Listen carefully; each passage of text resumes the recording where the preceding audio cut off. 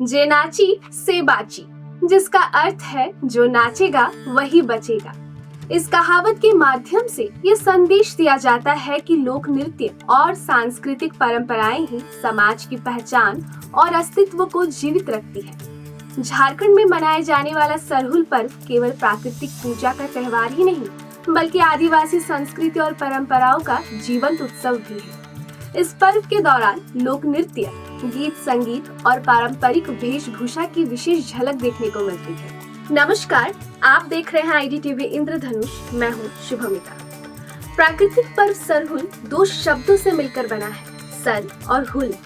Sir का अर्थ है सखुआ या साल का फूल, जबकि हुल का अर्थ है क्रांति या परिवर्तन से जुड़ा माना जाता है। इस तरह सखुआ फूल के खिलने के साथ प्रकृति में आने वाले नए बदलाव को ही सरहुल कहा जाता है। यह पर्व झारखंड के अलावा ओडिशा, पश्चिम बंगाल और छत्तीसगढ़ के आदिवासी क्षेत्रों में भी मनाया जाता है। मुंडारी, सांथाली और हो भाषा में इसे बा या बाहा पूरब कहा जाता है, जबकि खड़िया भाषा में जांकोर या कुड़ुक भाषा में खद्दी या खेंकल बेंजा कहा जाता है। इस पूजा की खास बात यह है कि मुख्य पूजा गांव के धर्मगुरु, जिन्हें पाहन कहा जाता है, उनके द्वारा कराई जाती है। पाहन सरना स्थल पर विधि विधान से सर्वोच्च देवता सिंह बोंगा यानी सृष्टिकर्ता देवता की पूजा करते हैं और गांव की सुख समृद्धि की कामना करते हैं। इस दौरान ग्राम देवता को रंगा व मुर्गा अर्पित करने की परंपरा भी निभाई जाती है।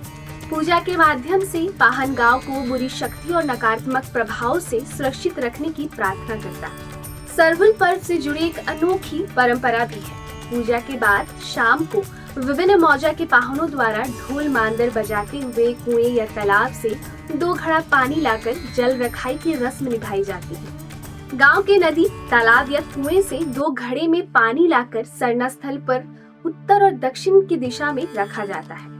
पानी की गहराई को साल के तने से नापा जाता है, जिसके बाद दूसरे दिन घड़े में पानी को उसी तने से ही नापा जाता है। घड़े में पानी के कम होने या नहीं होने की स्थिति पर उस साल वर्षा का पूर्वानुमान लगाया जाता है। झारखंड और आसपास के आदिवासी क्षेत्रों में मनाए जाने वाला सरहुल पर्व प्रकृति और संस्कृति से जुड़ा एक महत्वपूर्ण त्योहार है। इस पर्व में विशेष रूप से सखुआ के पेड़ की पूजा की जाती है। इस पर्व से एक दिन पहले उपवास रखकर केकड़ा और मछली पकड़ने की परंपरा निभाई जाती है। कई जगहों पर घर के नए दामाद या बेटे तालाब से केकड़ा पकड़ते हैं।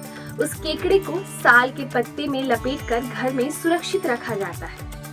बाद में आषाढ़ महीने में बीज बोने के समय केकड़े का चूरन बनाकर बीज के साथ खेती में मिलाया जाता है। मान्यता है कि इससे फसल अच्छी होती है और खेतों में समृद्धि आती है।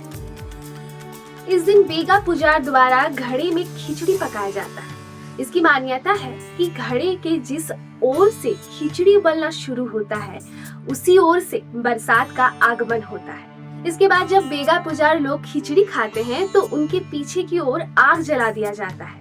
इसका मतलब यह होता है कि अगर बेगा पुजार आग की गर्मी को बर्दाश्त करते हुए शांतिपूर्ण ढंग से खिचड़ी खाते हैं तो गांव में सुख शांति रहती है, और जहां आग या गर्मी को बर्दाश्त नहीं कर पाते हैं तो गांव में मच्छर, बीमारी सहित अन्य प्रकार का कहर बढ़ जाता है। इसलिए सरहुल सरना पूजा आदिवासियों के लिए बहुत महत्वपूर्ण है।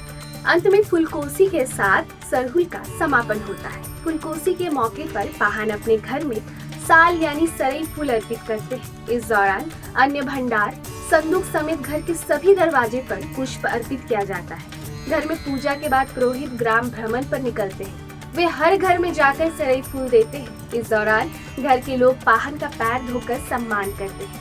उनके माथे पर सरसों तेल लगाया जाता है। इसके बाद सरहुल की विशाल शोभा यात्रा निकाली जाती है।